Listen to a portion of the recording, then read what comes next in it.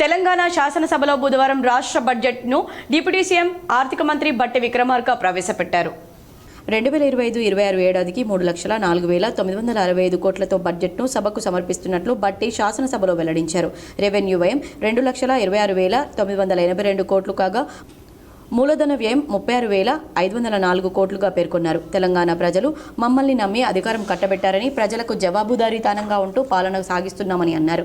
గత ప్రభుత్వ పాలనలో ఛిద్రమైన ఆర్థిక వ్యవస్థను గాడిలో పెడుతూ తాత్కాలిక, దీర్ఘకాలిక ప్రయోజనాలను దృష్టిలో పెట్టుకుని పనిచేస్తున్నామని తెలిపారు. కొందరు దుష్ప్రచారమే పనిగా పెట్టుకున్నారని, ప్రభుత్వ ప్రతి చర్యను నిందిస్తూ ఆరోపణలు చేస్తున్నారన్నారు. మన రాష్ట్ర ఆర్థిక వ్యవస్థ పరిమాణం $200 బిలియన్. రాబోయే 10 ఏళ్ల కాలంలో దీన్ని 5 రెట్లు అభివృద్ధి చేసి $1,000 బిలియన్ ట్రిలియన్ వ్యవస్థగా రూపాంతరం చెందే దిశగా మా కార్యాచరణ ఉంటుంది.